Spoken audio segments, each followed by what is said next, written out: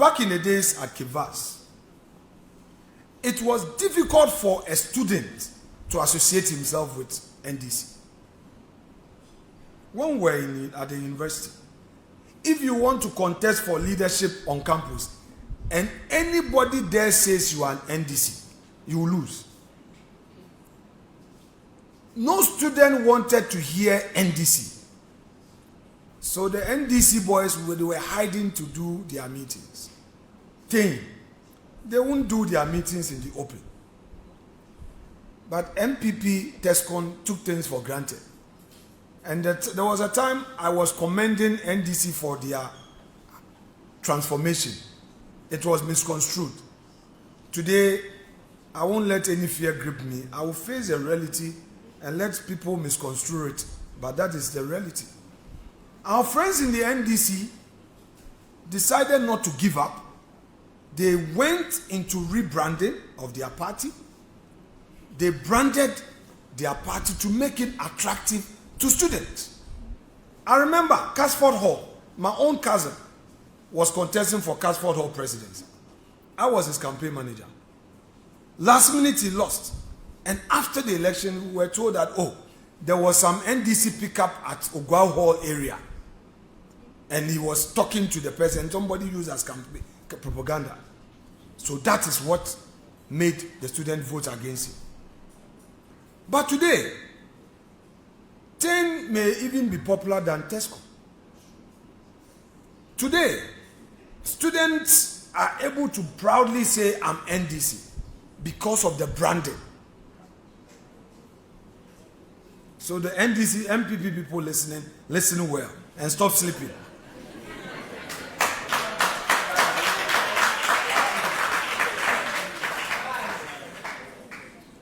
When we won the first time in the year 2000, we were so happy. The NDC was devastated. They even feared to go to the radio stations. But within 2 years, they brought themselves together. To the extent that by 2004, they were able to reclaim some of the seats we snatched from them in 2000. By 2008, they had made themselves formidable to snatch power. Then we went back to prepare ourselves for 2016 after the disappointment in 2012, and we got back power, got the highest majority seats ever, 169. Again, we went to sleep. We thought it was all about free SHS. Whereas our friends were breaking it into pieces and crashing the impact of free SHS. I'm sure all of you are free SHS products.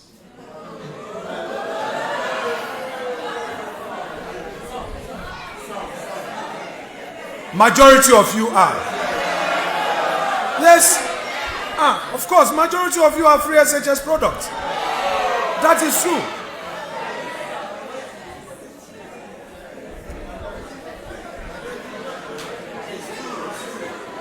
Hello. Lend me your ears. We are having a good conversation. And when we had a 169, again we went to sleep. And our friends rebranded. In fact, some people even thought it was over for JL. He's lost by over 1 million. But in politics, branding, packaging is everything. Of course. So if you are aspiring to be a political strategist, take this from me.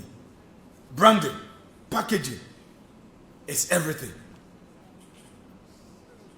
So within 8 years, our friends could come and create a deficit of 2.1 million for us.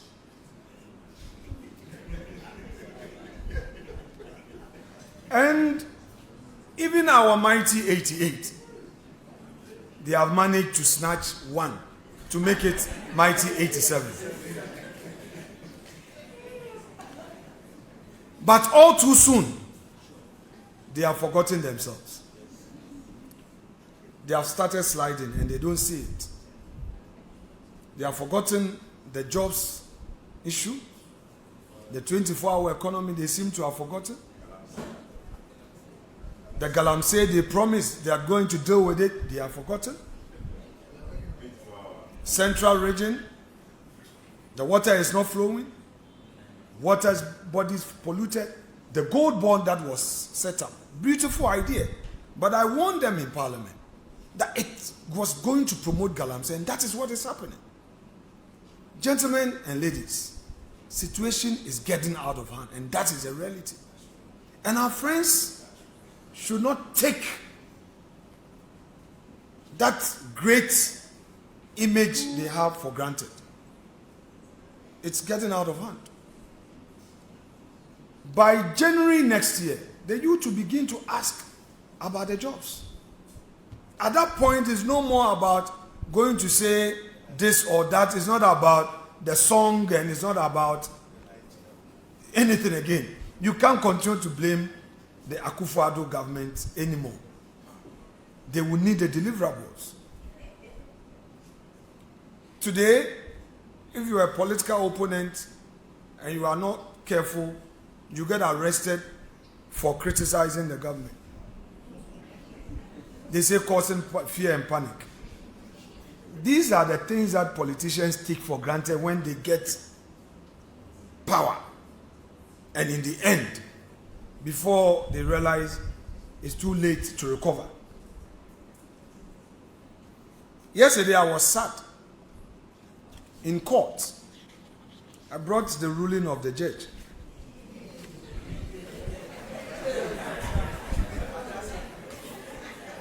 I was the lead counsel for Abronya. And because we are in an academic environment, though you are not lawyers, I want you to just Google after here the case of Tagore versus the Republic. It's a court of appeal decision. Tagore. It was Dr. Ayeni who did that case on appeal, where the Court of Appeal said that the fact that a case gains notoriety in public space, it doesn't whittle down the requirement to meet all the ingredients to be proven to find the person guilty. And that the prosecution must lead evidence.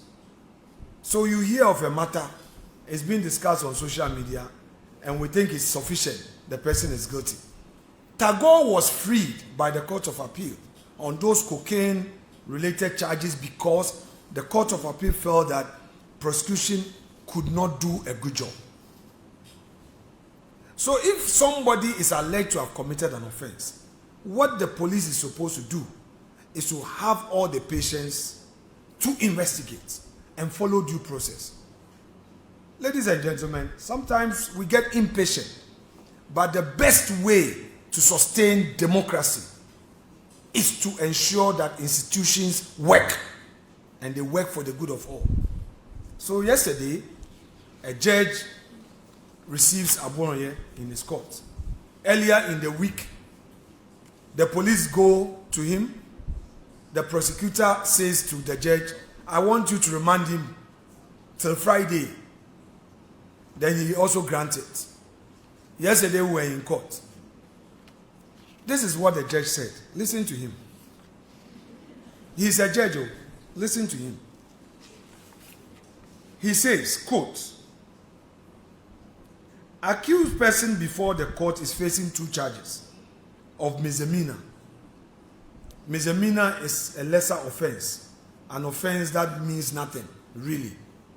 If you are convicted, it's a fine, then you go home. This is important. It says, however, in this instant case, the court will not look at only the charges being misdemeanor, but will extend it to the position of the IGP to the country.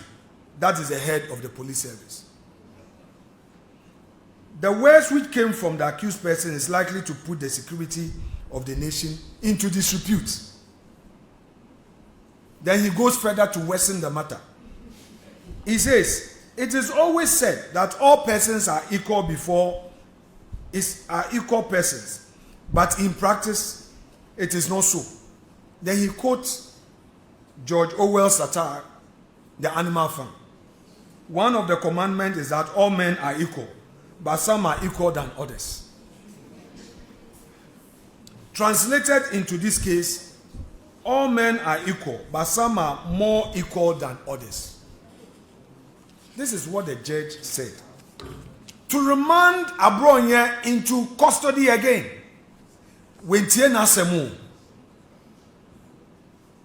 If you are a judge and you're remanding somebody into custody, what you are basically saying is that if the person is granted bail, he may not come to court for trial, or he would interfere in the investigation. The judge did not say this in his ruling. He says that the matter involves IGP. And all men are not the same. So if you are involved in a matter with somebody who is considered a big person in society, you go to jail. Such a dangerous precedent. If we don't talk about it, where would be our democracy? And ladies and gentlemen, I am privileged to have been part of ECOWAS Parliament. I have roamed through the sub-region. Ghana stands tall, but we can make it better.